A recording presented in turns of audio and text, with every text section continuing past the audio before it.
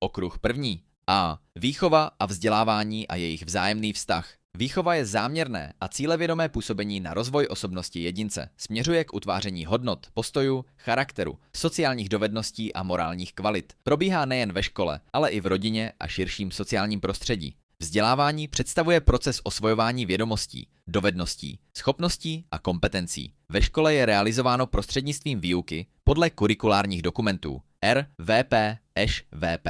Tyto pojmy nelze oddělovat. V české pedagogice se hovoří o jednotě výchovy a vzdělávání. Každé vzdělávání má výchovný rozměr a každá výchova obsahuje poznávací složku. Učitel nepředává pouze informace, ale svým jednáním formuje osobnost žáků. J.A. Komenský zdůrazňoval všestranný rozvoj člověka a dostupnost vzdělání pro všechny. Současné pojetí akcentuje rozvoj klíčových kompetencí, samostatnosti, kritického myšlení a odpovědnosti za vlastní učení. B. Vyučovací proces a jeho koncepce. Vyučovací proces je cílevědomá interakce učitele a žáků, vedoucí k dosažení vzdělávacích cílů. Základními složkami jsou cíle, obsah, metody, formy, prostředky, učitel, žák a hodnocení. Tradiční pojetí bylo založeno na dominantní roli učitele a předávání hotových poznatků. Současné přístupy více zdůrazňují aktivitu žáka. Významné koncepce behavioristická, učení posilováním a zpětnou vazbou Skinner, kognitivní, důraz na porozumění a mentální procesy, konstruktivistická, žák aktivně vytváří poznání na základě zkušeností, navazuje na Piageta, sociokonstruktivistická, význam spolupráce a podpory v zóně nejbližšího vývoje, Vygotsky. V informatice na základní škole se uplatňuje rozvoj informatického myšlení, práce s algoritmy, daty a digitálními technologiemi. Typické jsou problémové a projektové úlohy, Scratch, Micro.bit, práce s daty. V odborné středoškolské výuce informatiky a elektrotechniky se osvědčuje propojení teorie a praxe, návrh elektronického obvodu, programování mikrokontroléru, měření a diagnostika chyb. Důležité jsou bezpečnost práce, týmová spolupráce a dokumentace řešení. C. Předmět psychologie a její význam pro učitele. Psychologie je věda o prožívání a chování člověka a o psychických procesech. Hlavní směry: psychoanalýza, Freud, význam nevědomých procesů, behaviorismus, Watson, Skinner, učení prostřednictvím podnětů a posilování, kognitivní psychologie, zpracování informací, myšlení a paměť, humanistická psychologie, Rogers, Maslow, seberealizace a respekt k jedinci, vývojová psychologie, zákonitosti vývoje. Pro učitele mají psychologické poznatky zásadní význam. Pomáhají porozumět motivaci žáků, individuálním rozdílům, třídní dynamice i vhodným metodám práce. Piaget popsal stádia kognitivního vývoje a upozornil, že žáci různého věku myslí odlišným způsobem. U dospívajících se rozvíjí formální operace a abstraktní myšlení. Psychologie podporuje volbu přiměřených požadavků, efektivní komunikaci a prevenci problémového chování. Učitel by měl vytvářet bezpečné klima, podporující aktivitu a autonomii žáků. U státnice určitě zmínit jednotu výchovy a vzdělávání Komenského a jeho význam pro českou pedagogiku, vyučovací proces jako interakci učitele a žáka, Piageta a konstruktivistické pojetí učení. Hlavní psychologické směry a jejich dopad na učitelskou praxi. Okruh druhý. A. Aktuální výchovné problémy ve škole. Výchovné problémy představují situace, které narušují vzdělávací proces, sociální vztahy nebo zdravý vývoj žáka. Jejich řešení patří mezi základní kompetence učitele a vyžaduje spolupráci školy, rodiny i odborných pracovišť. Mezi tradiční problémy patří kázeňské přestupky, nerespektování pravidel a záškoláctví, které může souviset s nízkou motivací, neúspěchem ve škole, rodinnými problémy nebo psychickými obtížemi. Důležitá je včasná identifikace příčin a individuální přístup. Významným tématem současných škol je šikana, tedy opakované agresivní jednání spojené s nerovnováhou sil. Může mít podobu fyzickou, verbální, sociální či psychickou. V digitální době narůstá význam kyberšikany, která probíhá prostřednictvím sociálních sítí, zpráv či online platform a často přesahuje školní prostředí. Prevencí je vytváření bezpečného klimatu třídy, jasná pravidla, otevřená komunikace a rozvoj sociálních dovedností. Škola využívá minimální preventivní program, spolupracuje se školním metodikem prevence, výchovným poradcem, školním psychologem či pedagogicko-psychologickou poradnou. B. Strukturování a řízení vyučovací jednotky. Vyučovací jednotka je základní organizační celek výuky. Její struktura není pevně daná, ale obvykle zahrnuje motivační a organizační úvod, seznámení s cíli, výklad nebo objevování nového učiva, procvičení a aplikaci, zpětnou vazbu a hodnocení, shrnutí a zadání navazujících úkolů. Efektivní řízení hodiny vyžaduje jasné instrukce, přiměřené tempo, aktivizaci žáků a průběžné sledování porozumění. Učitel musí pružně reagovat na vzniklé situace. V informatice na základní škole může jít například o situaci, kdy část žáků zvládne programovací úlohu rychleji než ostatní. Řešením je diferenciace úkolů nebo práce ve dvojicích. V odborné výuce elektrotechniky mohou nastat problémy spojené s nefunkčním zapojením či nedodržením bezpečnostních pravidel. Učitel zde vystupuje nejen jako odborník, ale i jako organizátor a facilitátor učení. Pedagogické situace vyžadují profesní úsudek, například řešení vyrušování, konfliktů mezi žáky, neochoty spolupracovat nebo ztráty motivace. Důležitá je důslednost, spravedlivost a zachování respektující komunikace. C. Základní psychologické pojmy. Psychika představuje souhrn psychických procesů, stavů a vlastností, které umožňují člověku prožívat, poznávat a regulovat své jednání. Prožívání je vnitřní, subjektivní stránka psychiky. Emoce, pocity, myšlenky. Chování je vnější, pozorovatelný projev člověka. Psychické procesy jsou dynamické děje, například vnímání, myšlení, paměť či emoce. Psychické stavy jsou časově omezené, například únava, soustředění, úzkost nebo radost. Mohou významně ovlivňovat školní výkon. Psychické vlastnosti jsou relativně stabilní charakteristiky osobnosti, například temperament, schopnosti či charakterové rysy. Pro učitele je důležité si uvědomit, že stejné chování může mít různé příčiny. Nesoustředěnost může souviset s únavou, stresem i osobnostními charakteristikami. Pozorování žáků proto musí být citlivé a bez ukvapených závěrů. Psychologické poznatky pomáhají lépe porozumět individuálním rozdílům mezi žáky a volit vhodné pedagogické strategie. U státnice určitě zmínit kázeň, záškoláctví, šikanu a zejména kyberšikanu. Význam prevence a spolupráce školy s poradenskými pracovníky. Základní fáze vyučovací jednotky. Nutnost flexibilního řešení pedagogických situací. Rozdíl mezi psychikou, prožíváním, chováním, psychickými procesy, stavy a vlastnostmi. Okruh 3. A. Cíle výchovy. Kritéria a struktura výchovných cílů. Výchovné cíle vyjadřují, jaké osobnostní kvality, hodnoty a postoje chceme u žáků rozvíjet. Nejde primárně o osvojování vědomostí, ale o formování osobnosti a přípravu jedince pro život ve společnosti. Tradičním cílem české pedagogiky je harmonický a všestranný rozvoj osobnosti. Výchova směřuje k rozvoji mravnímu, sociálnímu, občanskému, pracovnímu, estetickému i environmentálnímu. Ve škole se projevuje například rozvojem odpovědnosti, samostatnosti, respektu k druhým, schopnosti spolupracovat nebo dodržovat pravidla. Výchovné cíle lze členit podle míry obecnosti na obecné a konkrétní, podle časového hlediska na dlouhodobé a krátkodobé, podle oblasti rozvoje na mravní, občanské, sociální, pracovní, estetické, tělesné či environmentální. Kritéria kvalitně formulovaných výchovných cílů, společenská žádoucnost, přiměřenost věku a možnostem žáků, srozumitelnost, reálnost a dosažitelnost, návaznost a systematičnost, soulad s celkovým pojetím školy. V českém prostředí navazuje toto pojetí na odkaz Jana Ámose Komenského, který zdůrazňoval výchovu celého člověka a propojení rozumu, mravnosti a praktického života. Přestože se ve škole výchovné a vzdělávací cíle prolínají, podrobnější problematika cílů výuky patří spíše do kurikulární oblasti a didaktiky. B. Pedagogické a didaktické diagnostikování, hodnocení výsledků vzdělávání. Pedagogická diagnostika je proces poznávání žáka, třídy a podmínek vzdělávání s cílem optimalizovat výchovně vzdělávací proces. Zahrnuje nejen školní výkon, ale i motivaci, sociální vztahy či individuální potřeby žáka. Didaktická diagnostika se zaměřuje především na zjišťování úrovně dosažených vědomostí, dovedností a kompetencí. Rozlišujeme vstupní diagnostiku, co žák již umí, průběžnou diagnostiku, sledování pokroku, závěrečnou diagnostiku, zhodnocení výsledků. Hodnocení plní funkci informační, motivační, regulační, výchovnou. Základní formy hodnocení. Sumativní shrnuje výsledky, například klasifikace. Formativní poskytuje zpětnou vazbu a podporuje další učení. Slovní hodnocení, sebehodnocení a vrstevnické hodnocení. Známkování je přehledné a administrativně jednoduché, ale může podporovat orientaci na výkon.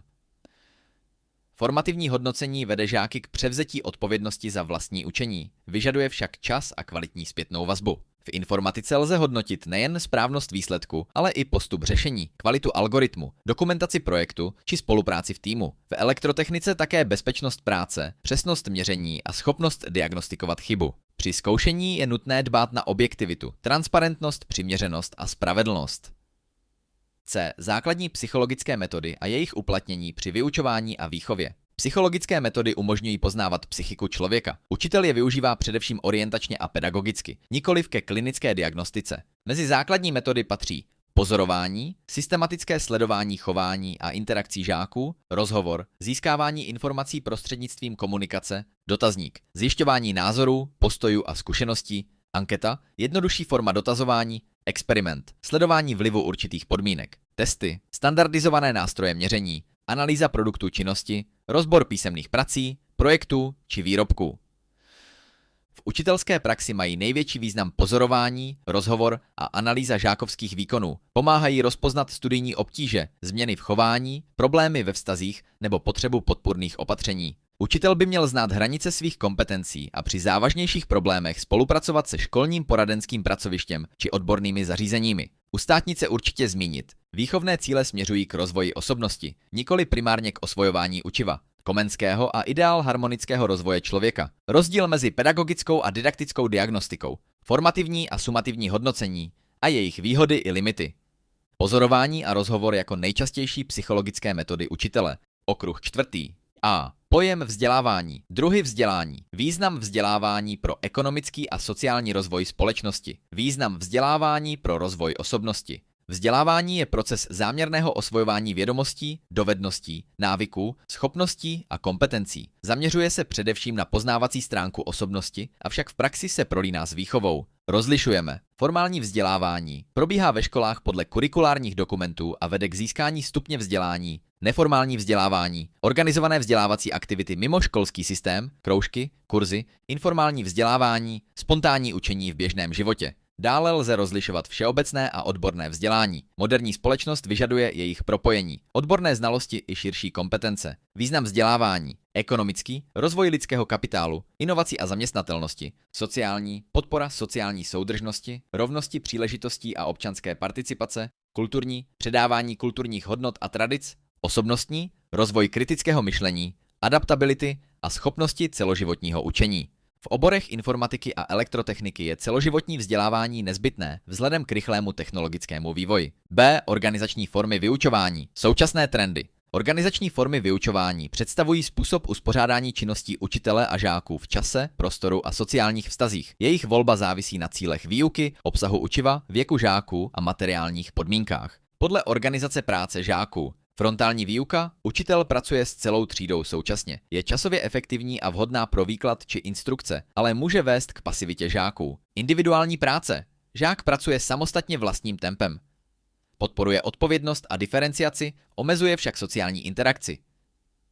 Párová práce, práce ve dvojicích, rozvíjí komunikaci a vzájemnou podporu. V informatice se využívá například při párovém programování. Skupinová výuka. Žáci pracují v menších skupinách na společném úkolu. Rozvíjí spolupráci a schopnost argumentace, ale vyžaduje dobrou organizaci. Kooperativní výuka je specifickou formou skupinové práce. Je založena na pozitivní vzájemné závislosti, individuální odpovědnosti, přímé interakci, rozvoji sociálních dovedností, reflexi skupinového procesu. Nestačí tedy žáky pouze rozdělit do skupin. Spolupráce musí být promyšleně strukturována. Podle prostředí. Výuka v kmenové třídě, nejběžnější forma. Výuka v odborných učebnách a laboratořích, typická pro informatiku a elektrotechniku. Klade důraz na organizaci práce, bezpečnost a práci s technikou. Exkurze umožňují propojit školní poznatky s praxí, například návštěva technologické firmy či výrobního provozu. Terénní výuka využívá autentické prostředí mimo školu. Současné trendy. Diferenciace znamená přizpůsobení výuky skupinám žáků s různou úrovní znalostí a potřebami. Individualizace představuje přizpůsobení výuky konkrétnímu žákovi. V souvislosti s inkluzí roste význam flexibilního uspořádání výuky a střídání organizačních forem. Rozvíjí se také blended learning, tedy kombinace prezenční a online výuky. V informatice na základní škole lze využít skupinové digitální projekty či párové programování. V elektrotechnice se osvědčuje práce v laboratorních týmech s rozdělenými rolemi, měření, dokumentace, kontrola bezpečnosti. C. Pozornost, paměť a jejich vztah k učení. Porucha pozornosti s hyperaktivitou ADHD. Pozornost je zaměřenost psychické činnosti na určité podněty. Rozlišujeme pozornost bezděčnou, záměrnou a následnou. Její kvalitu ovlivňuje motivace, únava, zájem či prostředí. Paměť je schopnost informace vštípit, uchovat a vybavit.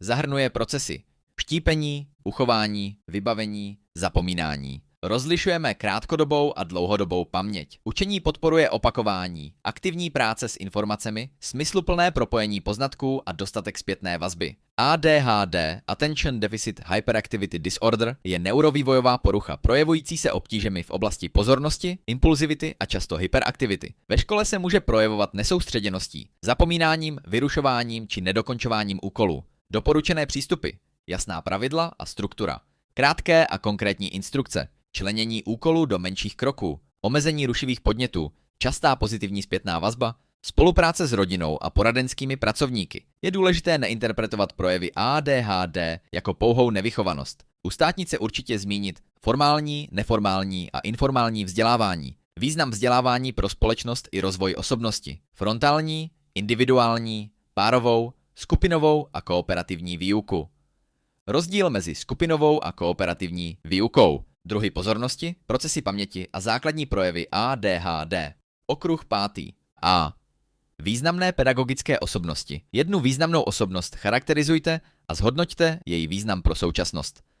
Pedagogické myšlení ovlivnila řada osobností, jejichž myšlenky jsou aktuální dodnes. Patří mezi ně J.A. Komenský, Maria Montessori, John Dewey nebo Celestin Freine. Nejvýznamnější českou pedagogickou osobností je Jan Amos Komenský, 1592 až 1670. Označovaný jako učitel národů, usiloval o vytvoření promyšleného systému vzdělávání dostupného všem bez ohledu na pohlaví či společenský původ. Jeho hlavní pedagogické zásady: všeobecnost vzdělávání, škola pro všechny, názornost, poznávání prostřednictvím smyslové zkušenosti, přiměřenost, respektování věku a možností žáků, systematičnost a posloupnost od jednoduchého ke složitému, aktivita žáka. Žák nemá být pasivním příjemcem, propojení teorie s praxí, celoživotní rozvoj člověka. Ve svých dílech Didactica Magna Orbis Pictus položil základy moderní didaktiky. Jeho důraz na individualizaci, názornost a smysluplnost výuky je patrný i v současném českém školství. B. Determinanty výuky. Příčiny a možnosti řešení neprospěchu žáků. Problematika přechodu žáků ze základní školy na střední odbornou školu. Determinanty výuky jsou faktory ovlivňující průběh a výsledky vzdělávání. Determinanty na straně žáka, schopnosti, předpoklady k úspěšnému zvládání činností.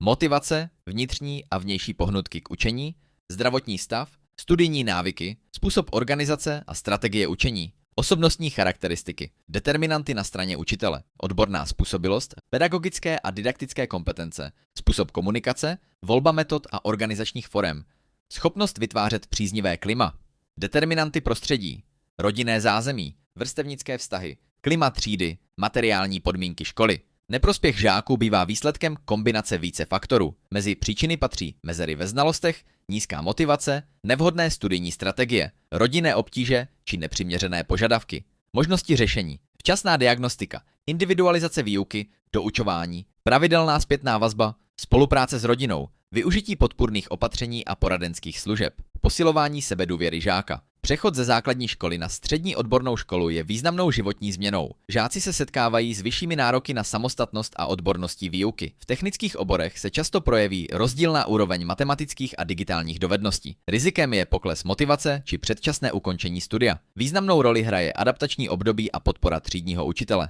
C. Osobnost, její struktura a dynamika. Normalita a patologie osobnosti. Stres.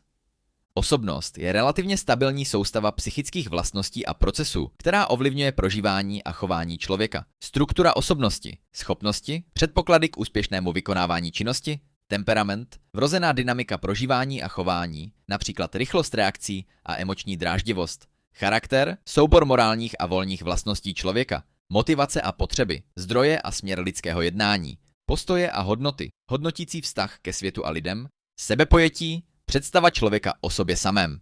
Dynamika osobnosti označuje procesy, které vedou člověka k jednání a ovlivňují jeho cíle, rozhodování a seberegulaci. Normalita je obtížně vymezitelný pojem. Posuzuje se statisticky, co je běžné, sociálně, co společnost považuje za přijatelné, a funkčně, zda člověk zvládá běžný život. Příklady odchylek: neurotický vývoj osobnosti, úzkosti, zvýšená citlivost, zachovaný kontakt s realitou, psychózy, závažné poruchy s narušeným vnímáním reality, disharmonický vývoj osobnosti, výrazné nerovnoměrnosti v osobnostním vývoji a adaptaci.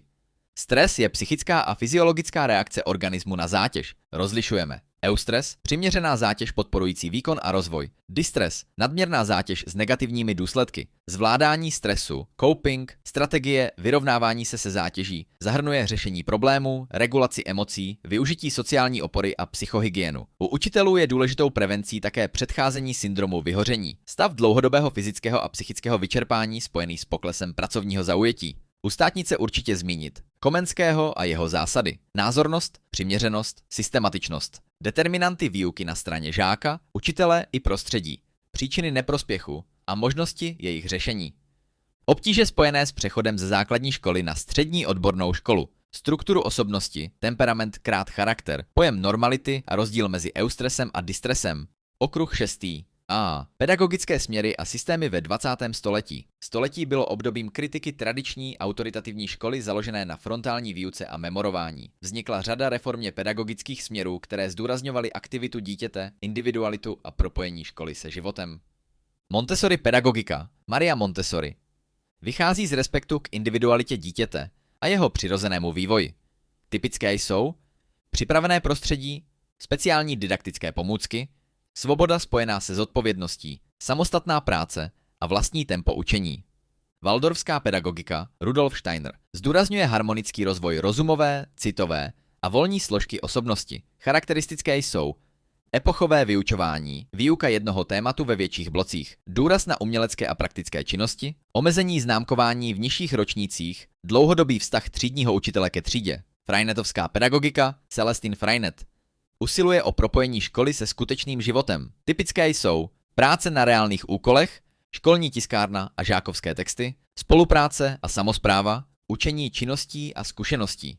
Daltonský plán Helen Parkhurstová je založen na samostatnosti, individuálním tempu práce, odpovědnosti žáka, plánování vlastního učení. Jenský plán Peter Petersen podporuje spolupráci věkově smíšených skupin, komunitní charakter školy, střídání práce, rozhovoru, hry a slavnosti. V českém školství se tyto směry neuplatňují většinově, ale ovlivnily současné pojetí výuky, důraz na aktivitu žáka, individualizaci, spolupráci a propojení školy s praxí. B. Efektivita vyučování a aktivizující metody, alternativní formy výuky a inovativní trendy. Efektivní vyučování vede k dosažení vzdělávacích cílů při přiměřeném využití času a prostředků. Nejde pouze o množství probraného učiva, ale o skutečné porozumění a rozvoj kompetencí. Znaky efektivní výuky, jasně stanovené cíle, aktivní zapojení žáků, přiměřená náročnost, srozumitelné instrukce, průběžná zpětná vazba, pozitivní klima třídy, propojení s praxí. Aktivizující metody. Problémová výuka, řešení problémových situací. Žáci hledají vlastní řešení. Diskuse, řízená výměna názoru, rozvíjí argumentaci a kritické myšlení. Brainstorming, generování nápadů bez okamžitého hodnocení, podporuje kreativitu. Didaktické hry, výukové činnosti s herními prvky, zvyšují motivaci. Situační metody, analýza konkrétních situací, propojují teorii s praxí. Inscenační metody, hraní rolí a simulace, rozvíjejí sociální dovednosti. Projektová výuka je významnou aktivizující metodou, její podrobnější rozbor však náleží okruhu 9b. V informatice lze využít unplugged activity, programování mikrobitu, tvorbu aplikací či řešení reálných problémů. V elektrotechnice laboratorní měření, diagnostiku závad nebo návrh funkčního zařízení. Inovativní trendy v českém školství, rozvoj klíčových kompetencí, revize ERVP, formativní hodnocení, využívání digitálních technologií, podpora informatického myšlení, inkluzivní přístup, blended learning, kombinace prezenční a online výuky. C. Kognitivní složka osobnosti, čití, vnímání, představivost a fantazie, myšlení a řeč. Kognitivní procesy umožňují člověku poznávat a zpracovávat informace o okolním světě. Čití, odraz jednotlivých vlastností podnětů prostřednictvím smyslu, představuje nejjednodušší poznávací proces. Vnímání, celistvé poznávání předmětů a situací, spojuje jednotlivé počitky do smysluplných celků, je ovlivněno zkušeností, očekáváním a motivací. Představivost, vybavování obrazů nepřítomných objektů a dějů, umožňuje pracovat s předchozími zkušenostmi. Fantazie, tvořivá přeměna představ, je důležitá pro kreativitu a řešení problémů. Myšlení, zprostředkované a zobecněné poznávání skutečnosti umožňuje analyzovat, porovnávat, vytvářet pojmy a řešit problémy. Řeč, prostředek komunikace a nástroj myšlení, slouží k předávání informací a organizaci poznávacích procesů. Úzce souvisí s rozvojem myšlení. Tyto procesy jsou základem efektivního učení a učitel by měl vytvářet podmínky pro jejich rozvoj prostřednictvím aktivní práce žáků. U státnice určitě zmínit reformní pedagogiku jako reakci na tradiční školu. Montessori, Waldorf, Freinet, Daltonský plán a Jenský plán. Znaky efektivní výuky, aktivizující metody a jejich přínos. Rozdíl mezi čitím a vnímáním, význam myšlení a řeči pro učení. Okruh 7. A. Odborná, výkonová, osobnostní, společenská a motivační způsobilost učitele. Učitelská profese vyžaduje soubor odborných znalostí, dovedností i osobnostních předpokladů. Nejde pouze o předávání učiva, ale o komplexní práci s žáky, rodiči a dalšími aktéry vzdělávání. Odborná způsobilost představuje znalost vyučovaného oboru a jeho didaktiky. Učitel informatiky a elektrotechniky musí rozumět nejen obsahu předmětů, například programování, počítačové sítě, elektronika, ale také způsobům, jak je přiměřeně zprostředkovat žákům různého věku. Výkonová způsobilost. Jde o schopnost zvládat výuku v praxi, plánovat a organizovat vyučování, volit vhodné metody a formy práce, řídit třídu, hodnotit výsledky žáků, řešit pedagogické situace. Osobnostní způsobilost zahrnuje vlastnosti podporující kvalitní výkon profese, empatii, schopnost v cítění, trpělivost, sebereflexi, schopnost hodnotit vlastní práci, odolnost vůči zátěži, spravedlnost, flexibilitu. Společenská způsobilost souvisí se schopností komunikovat se žáky, spolupracovat s kolegy, jednat s rodiči, podílet se na životě školy, řešit konflikty. Motivační způsobilost vyjadřuje vnitřní zaujetí pro profesi, ochotu dále se vzdělávat a schopnost podporovat motivaci žáků. Současné pojetí učitele zdůrazňuje celoživotní profesní rozvoj a schopnost reagovat na měnící se podmínky vzdělávání. B. Vyučovací metody, jejich klasifikace a kritéria využití. Vyučovací metody jsou způsoby záměrného uspořádání činností učitele a žáků směřující k dosažení vzdělávacích cílů. Klasifikace podle Maňáka. Slovní metody, založené převážně na řeči. Výklad, souvislé vysvětlení učiva, vysvětlování, přednáška, vyprávění, rozhovor, práce s textem, diskuse. Výhodou je efektivní předávání informací, nevýhodou může být pasivita žáků. Názorně demonstrační metody využívají přímé pozorování, demonstrace předmětů a jevů, pozorování, práce s obrazem, ukázka experimentu, videodemonstrace. V informatice například předvedení algoritmu, v elektrotechnice ukázka měření nebo zapojení. Praktické metody, založené na vlastní činnosti žáků, laboratorní práce, experiment, nácvik dovedností, práce s přístroji, tvorba projektů, praktická cvičení, jsou klíčové zejména v odborném vzdělávání. Další hlediska členění. Reproduktivní metody, opakování a procvičování známých postupů. Produktivní metody, samostatné objevování a tvořivé řešení. Problémové metody, řešení problémových situací. Kritéria volby metod, cíle výuky, charakter učiva, věk a schopnosti žáků, motivace a zkušenosti žáků. Materiální podmínky, časové možnosti, osobnost učitele. V informatice lze využít demonstraci, řízené objevování či samostatné programování. V elektrotechnice dominují laboratorní cvičení, měření a diagnostika závad. C. Temperament a charakter. Typologie osobnosti a přístup učitele k jednotlivým typům žáků.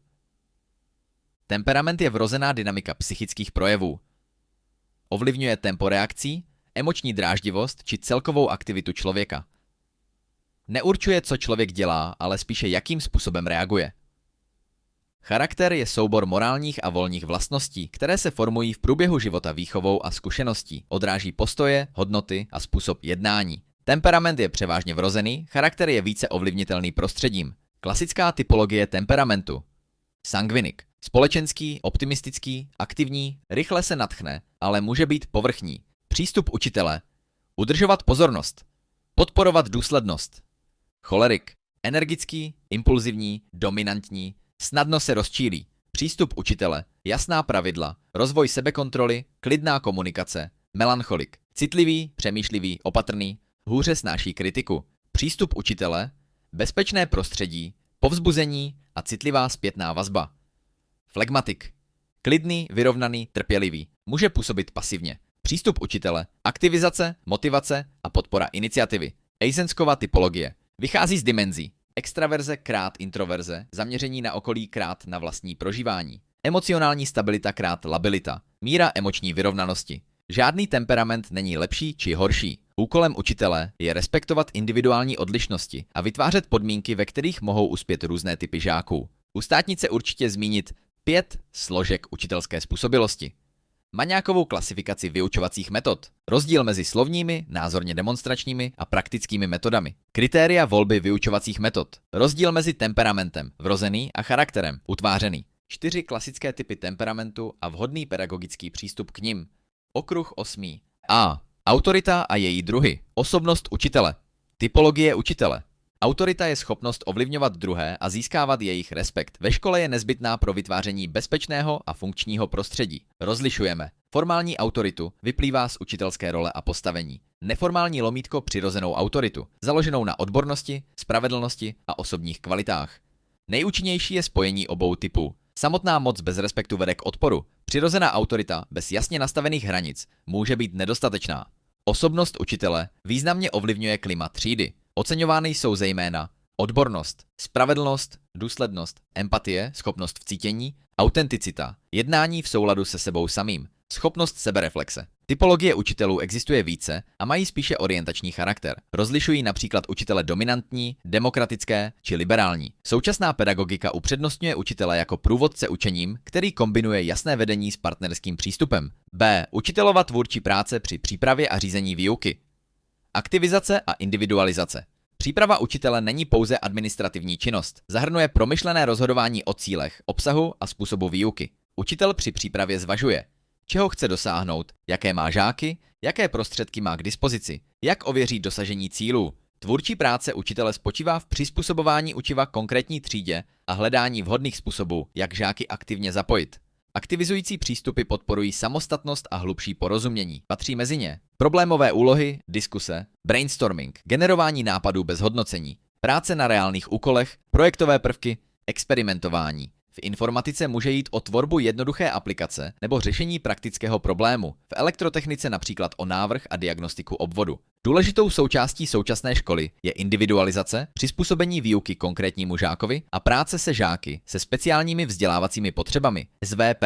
Učitel může upravovat tempo, rozsah úkolů, způsob zadávání i hodnocení a spolupracuje s poradenskými pracovníky. C. Motivace a její složky. Význam motivace ve škole. Aspirační úroveň. Motivace je souhrn pohnutek, které člověka vedou k určitému jednání a udržují jeho aktivitu. Rozlišujeme. Vnitřní motivaci. Činnost je vykonávána pro vlastní zájem a uspokojení. Vnější motivaci. Činnost je ovlivněna odměnou, trestem nebo tlakem okolí. Ve škole je dlouhodobě žádoucí rozvíjet především motivaci vnitřní, protože podporuje hlubší učení a samostatnost. Motivaci ovlivňují úspěch a neúspěch, zpětná vazba, vztah k učiteli, klima třídy, pocit kompetence a autonomie. Aspirační úroveň označuje náročnost cílů, které si člověk stanovuje. Přiměřená aspirační úroveň podporuje rozvoj a vytrvalost. Příliš nízké cíle vedou k podceňování vlastních možností. Příliš vysoké mohou přinášet frustraci. Úkolem učitele je vytvářet podmínky pro zažívání úspěchu, poskytovat konstruktivní zpětnou vazbu a nastavovat dosažitelné, ale podnětné výzvy. U státnice určitě zmínit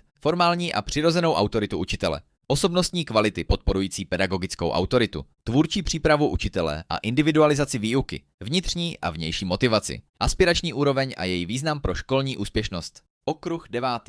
A. Aktuální problémy současného školství. České školství čelí řadě výzev vyplývajících ze společenských a technologických změn. Mezi nejvýznamnější patří nedostatek kvalifikovaných učitelů, zejména v odborných a technických předmětech, realizace inkluze a zajištění podpory pro žáky se speciálními vzdělávacími potřebami, duševní zdraví a well-being žáků, digitalizace vzdělávání a využívání umělé inteligence, nerovnosti ve vzdělávání související se sociálním zázemím, revize ERVP a důraz na rozvoj kompetencí, rozvoj digitální a mediální gramotnosti. Úkolem školy již není pouze předávání informací, ale příprava žáků na život ve společnosti založené na rychlých změnách a celoživotním učení. B. Problémové a projektové vyučování. Proces řešení odborného problému. Problémové vyučování je založeno na řešení problémových situací, které žáci nemohou vyřešit pouhým reprodukováním známých poznatků. Učitel vytváří situace vedoucí k objevování, formulování hypotéz a hledání řešení. Typický postup: identifikace problému, analýza situace, návrh možných řešení, ověření řešení, vyhodnocení výsledků. Rozvíjí samostatnost, kritické myšlení a tvořivost. Projektové vyučování představuje dlouhodobější činnost zaměřenou na vytvoření konkrétního výstupu. Vychází z reálných úkolů a propojuje poznatky z různých oblastí. Fáze projektu: výběr tématu, plánování, realizace, prezentace výsledků, reflexe. Role učitele se mění z předavatele informací na organizátora a průvodce učením. V informatice na základní škole může projekt spočívat ve vytvoření jednoduché hry, aplikace nebo webové prezentace. V elektrotechnice může jít o návrh, sestavení a otestování funkčního zařízení. Proces řešení odborného problému obvykle zahrnuje diagnostiku, návrh řešení, realizaci a kontrolu funkčnosti. C. Vlohy, schopnosti a inteligence. Vlohy jsou vrozené předpoklady pro rozvoj určitých schopností. Sami o sobě nezaručují úspěch. Rozvíjejí se prostřednictvím učení a zkušeností. Schopnosti jsou psychické předpoklady umožňující úspěšné vykonávání činností. Vznikají vzájemným působením vloh a prostředí. Inteligence představuje schopnost učit se, řešit problémy a přizpůsobovat se novým situacím. Významné přístupy. Spearmanova teorie existence obecného faktoru inteligence, G-faktor, doplněného specifickými schopnostmi. Gardnerova teorie mnohočetných inteligencí rozlišuje více relativně samostatných druhů inteligence, například jazykovou, logicko-matematickou, prostorovou, interpersonální. Měření inteligence probíhá pomocí standardizovaných testů. Výsledkem bývá inteligenční kvocient, IQ. Testy poskytují orientační informace, ale nezachycují všechny aspekty lidského potenciálu. Inteligence souvisí se školním prospěchem, není však jeho jediným určujícím faktorem. Významnou roli hraje také motivace, vytrvalost, studijní strategie, rodinné prostředí a kvalita výuky. Žáci s průměrnou inteligencí mohou dosahovat velmi dobrých výsledků díky píli a podpoře okolí. U státnice určitě zmínit aktuální problémy českého školství, inkluze, digitalizace, well-being, rozdíl mezi problémovým a projektovým vyučováním, fáze řešení problému a projektu, rozdíl mezi vlohami a schopnostmi, Spearmanův G-faktor a Gardnerovu teorii mnohočetných inteligencí. Okruh 10. A. Pedagogické problémy školní třídy, struktura třídy, sociometrie. Školní třída je formální sociální skupina, která má vlastní strukturu, normy a vztahy. Vedle formální struktury, dané školou a rolemi učitel-žák, vzniká také neformální struktura, založená na sympatiích, přátelství a přirozeném postavení žáků.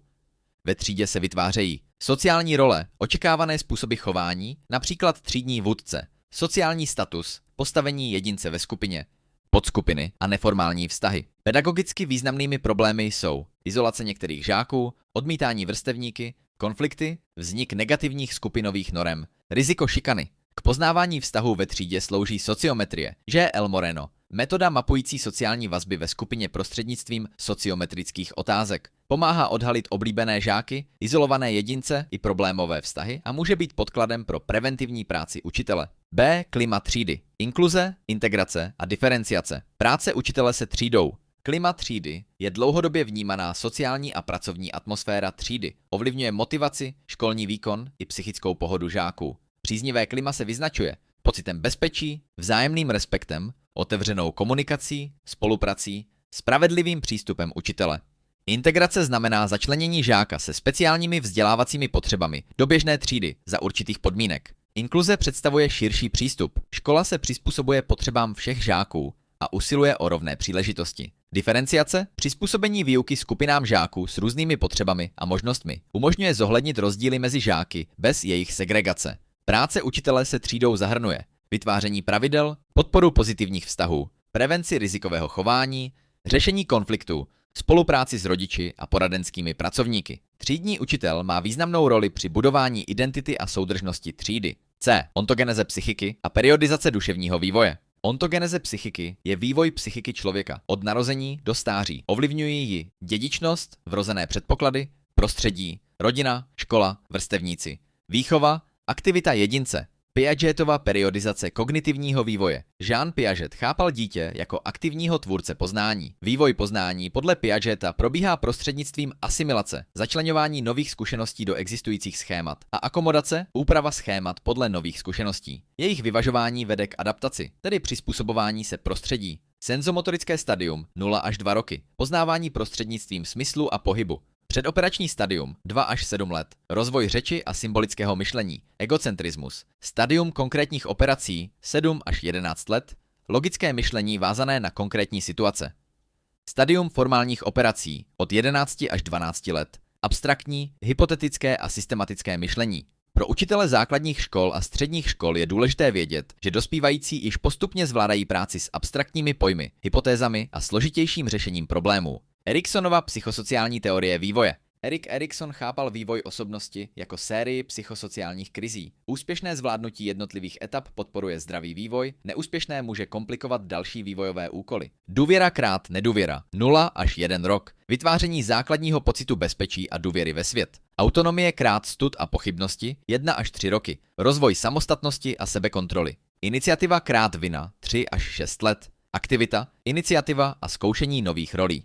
Snaživost krát méněcennost 6 až 12 let, školní věk, potřeba zažívat úspěch a pocit kompetence. Identita krát zmatení rolí 12 až 20 let, adolescence, hledání vlastní identity, hodnot a životního směřování. Intimita krát izolace, raná dospělost, vytváření blízkých vztahů a závazků. Pro učitele jsou nejdůležitější zejména stadia, snaživost krát méněcennost a identita krát zmatení rolí. Opakované neúspěchy mohou vést k nízkému sebevědomí, zatímco bezpečné prostředí a přiměřené výzvy podporují zdravý vývoj a utváření identity. Znalost vývojových zákonitostí pomáhá učiteli nastavovat realistické požadavky a lépe porozumět chování žáků. U státnice určitě zmínit formální a neformální strukturu třídy, sociometrii, Moreno a její využití, rozdíl mezi integrací a inkluzí, Piagetova stádia kognitivního vývoje, Eriksonova stádia až do rané dospělosti, zejména snaživost krát méněcennost a identita krát zmatení rolí. Okruh 11.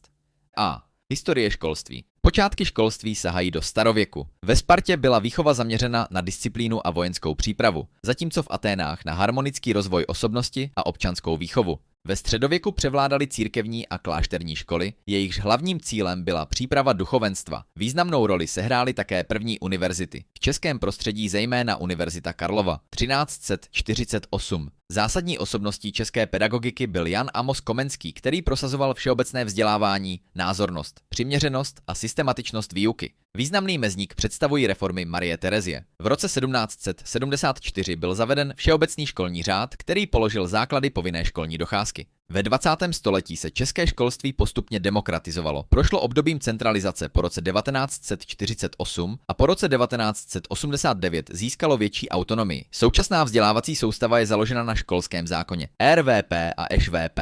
B. Specifika odborných vyučovacích předmětů. Laboratoře, dílny a didaktické pomůcky. Odborné předměty se vyznačují úzkým propojením teorie a praxe. Cílem není pouze osvojit si znalosti, ale také rozvíjet odborné dovednosti, pracovní návyky a odpovědnost. Zásadní didaktické zásady. Názornost, využití konkrétních ukázek a pomůcek, propojení teorie s praxí, přiměřenost požadavků, systematičnost a posloupnost, aktivita žáků, bezpečnost práce. Výuka v odborných pracovnách a laboratořích vyžaduje jasná pravidla, organizaci práce, kontrolu dodržování bezpečnostních zásad, odpovědné zacházení s přístroji. V informatice se využívají počítače, vývojové desky, simulátory a výukový software. V elektrotechnice měřicí přístroje, zdroje, stavebnice, laboratorní panely či návrhové programy. Didaktické pomůcky zvyšují názornost a motivaci, jejich použití však musí odpovídat cílům výuky a možnostem žáků. C. Učení, druhy učení, činitelé ovlivňující učení a školní prospěch.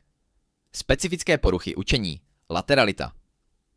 Učení je relativně trvalá změna v prožívání a chování vznikající na základě zkušenosti a činnosti. Druhy učení, podmiňování, učení na základě spojování podnětů a reakcí, nápodoba, osvojování pozorováním druhých, sociální učení, učení prostřednictvím interakce s ostatními, učení řešením problémů, samostatné hledání řešení, učení vhledem, náhlé pochopení vztahu a souvislostí, učení ovlivňují, schopnosti a předchozí zkušenosti, motivace, zdravotní stav, emoční naladění, rodinné prostředí, kvalita výuky a klima třídy. Specifické vývojové poruchy učení, SPU, jsou neurovývojově podmíněné obtíže při osvojování školních dovedností při zachované inteligenci. Patří mezi ně dyslexie, obtíže ve čtení, dysgrafie, obtíže v písemném projevu, dysortografie, obtíže v pravopisu, dyskalkulie, obtíže v matematických dovednostech. Učitel by měl respektovat doporučená podpůrná opatření a přizpůsobovat výuku i hodnocení potřebám žáků. Lateralita označuje funkční převahu jedné strany těla, zejména ruky, oka či nohy. Rozlišujeme praváctví, leváctví a skříženou lateralitu, nesoulad dominance jednotlivých orgánů. Není vhodné přecvičovat leváctví, protože může vést k psychickým i výkonovým obtížím. U státnice určitě zmínit Komenského a reformy Marie Terezie. Propojení teorie a praxe v odborném vzdělávání. Druhy učení a faktory ovlivňující školní úspěch. Dyslexii, dysgrafii, dysortografii a dyskalkulii. Lateralitu a nevhodnost přecvičování leváctví. Okruh 12. A. Charakteristika hodnotové orientace mládeže a metody výzkumu. Hodnotová orientace představuje soustavu hodnot, postojů a životních priorit, které ovlivňují rozhodování a chování jedince. U dospívajících se intenzivně utváří v souvislosti s hledáním vlastní identity. Současná mládež často klade důraz na kvalitní mezilidské vztahy, osobní spokojenost a seberealizaci, vzdělání a profesní uplatnění, svobodu a autonomii, rovnováhu mezi pracovním a osobním životem. Hodnotovou orientaci ovlivňují především rodina, vrstevnické skupiny, škola, média a sociální sítě, širší společenské prostředí. K jejímu zkoumání se využívají dotazník, standardizované zjišťování názorů a preferencí, rozhovor, hlubší porozumění postojům, pozorování, analýza dokumentů, sociologická šetření. Pro učitele je důležité rozumět hodnotám žáků a vytvářet prostor pro diskuzi o společenských tématech a odpovědném občanství. B. Kurikulum. Cíle a obsah výuky. Problémy výběru a uspořádání učiva. Kurikulum označuje obsah vzdělávání a zkušenosti, které žáci ve škole získávají. Nejde pouze o učivo, ale o celý vzdělávací proces. Rozlišujeme formální kurikulum, oficiálně stanovený obsah vzdělávání, neformální kurikulum, aktivity mimo povinnou výuku, skryté kurikulum, neplánované vlivy školy, například klima, pravidla a postoje učitelů. V českém školství tvoří základ kurikula, RVP, rámcové vzdělávací programy, státní kurikulární dokumenty, ŠVP, školní vzdělávací programy, konkrétní podoba vzdělávání na jednotlivých školách. Cíle výuky. Cíle výuky vymezují, čeho má žák dosáhnout. V současnosti se klade důraz nejen na znalosti, ale i na rozvoj klíčových kompetencí. Významnou pomůckou pro formulaci cílů je Bloomova taxonomie kognitivních cílů, která rozlišuje 6 úrovní: zapamatování, vybavení faktů a pojmů, porozumění, vysvětlení významu, aplikace, využití poznatků v nové situaci, analýza, rozložení celku a hledání vztahů, hodnocení, posouzení na základě kritérií, tvoření, návrh nových řešení a produktů. Taxonomie pomáhá plánovat výuku, vytvářet úkoly různé obtížnosti a hodnotit dosažené výsledky. Výběr a uspořádání učiva. Při výběru učiva se zohledňuje společenský význam obsahu, vědecká správnost, věková přiměřenost, návaznost, využitelnost v praxi, časové možnosti. Učivo lze uspořádat lineárně, od jednoduššího ke složitějšímu, spirálovitě, opakované návraty k tématům na vyšší úrovni, modulově, samostatné tematické celky. Současné revize RVP zdůrazňují kompetenční pojetí, digitální gramotnost a informatické myšlení. C. Žáci se speciálními vzdělávacími potřebami, integrace a inkluze. Za žáky se speciálními vzdělávacími potřebami, SVP, považujeme žáky, kteří k naplnění svých vzdělávacích možností potřebují podpůrná opatření. Patří sem například žáci se zdravotním postižením nebo znevýhodněním, se specifickými poruchami učení, s odlišným kulturním prostředím, mimořádně nadaní. Podpůrná opatření mohou zahrnovat úpravu metod a organizace výuky, asistenta pedagoga, speciální pomůcky, úpravy hodnocení, individuální vzdělávací plán. Integrace znamená začlenění žáka do běžné třídy při zachování určité míry přizpůsobení. Inkluze vychází z principu, že škola má být připravena vzdělávat všechny žáky a přizpůsobovat se jejich potřebám.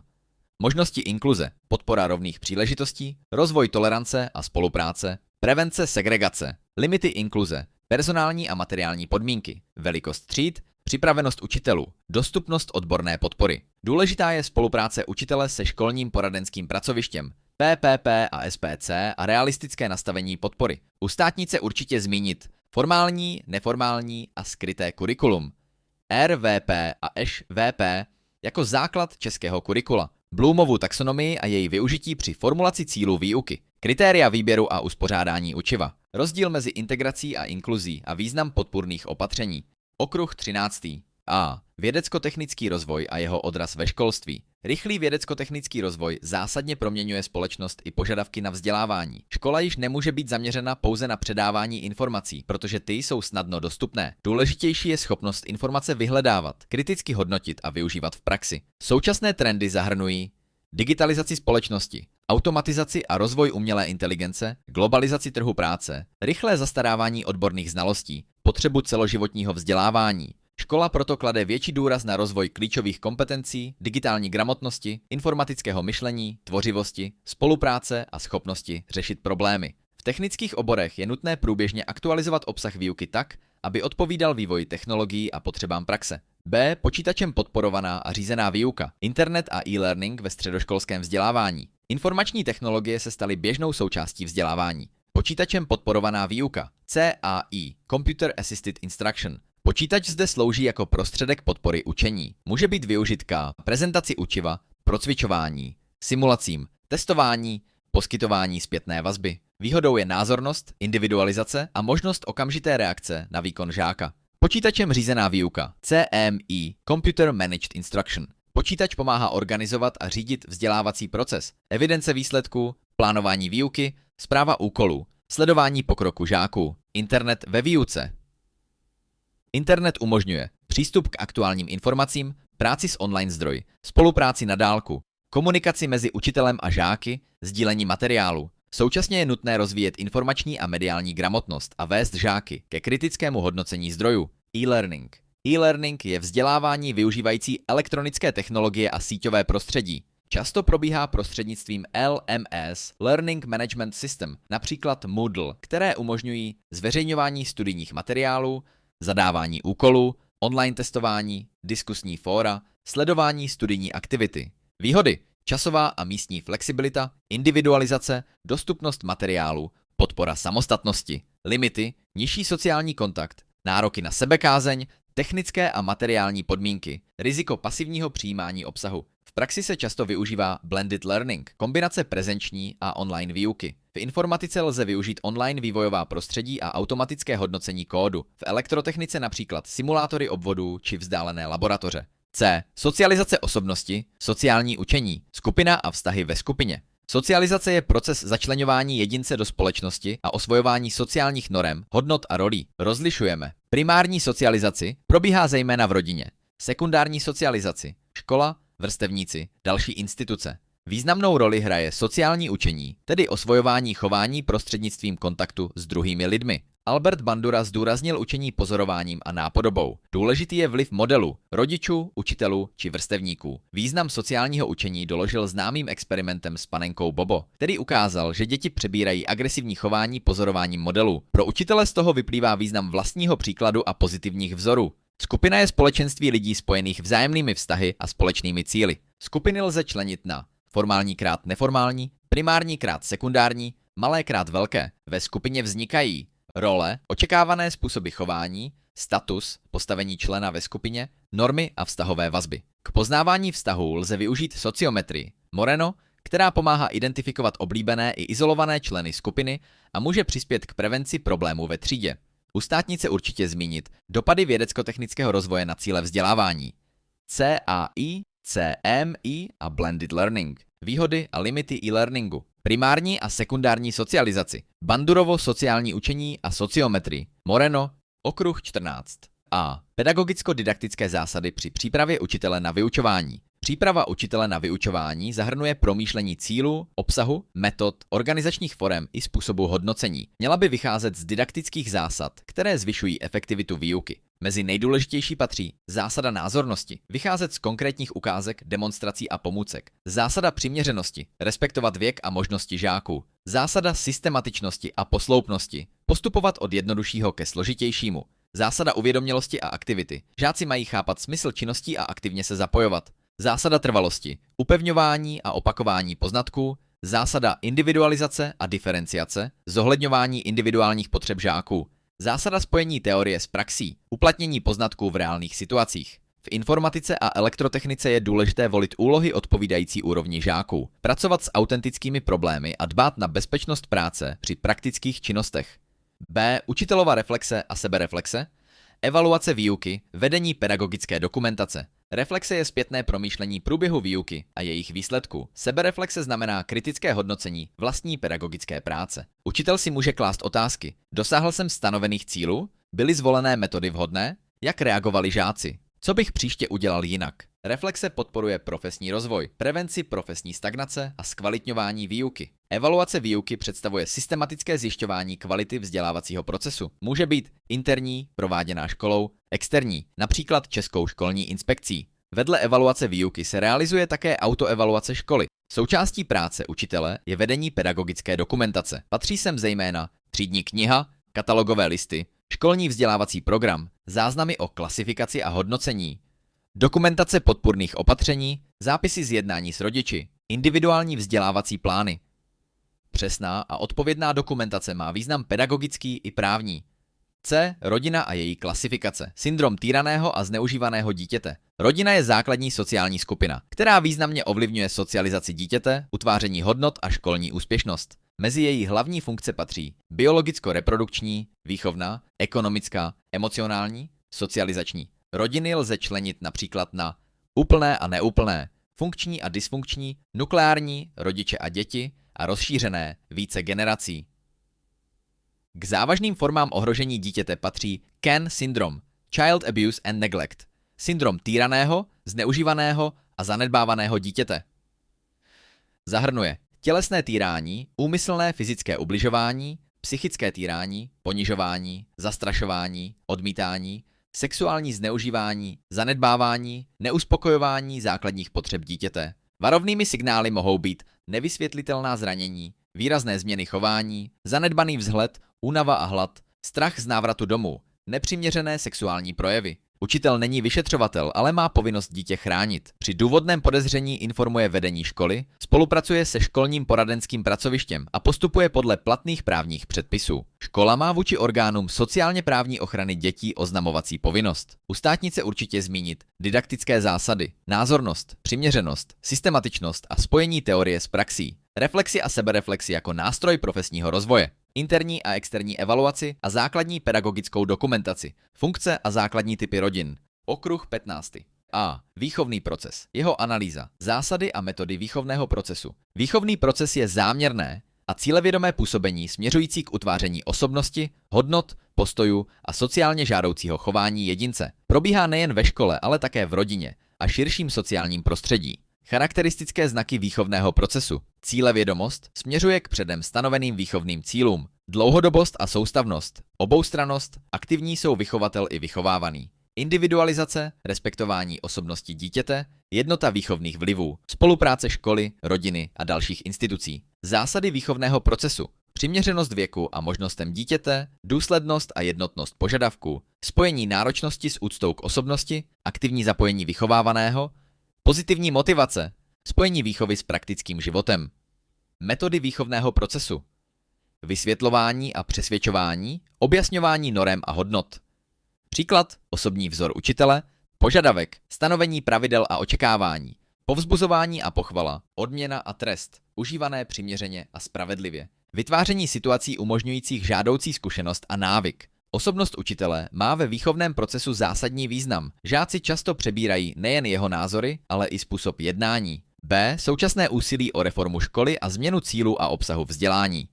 Kurikulární dokumenty. Po roce 1989 prošlo české školství výraznou proměnou. Postupně se opouští pojetí školy založené převážně na předávání encyklopedických znalostí a posiluje se důraz na rozvoj kompetencí využitelných v reálném životě. Současné reformní snahy směřují k rozvoji klíčových kompetencí, větší autonomii škol, individualizaci výuky, podpoře inkluze, formativnímu hodnocení, rozvoji digitální gramotnosti, posílení informatického myšlení, propojení školy s praxí.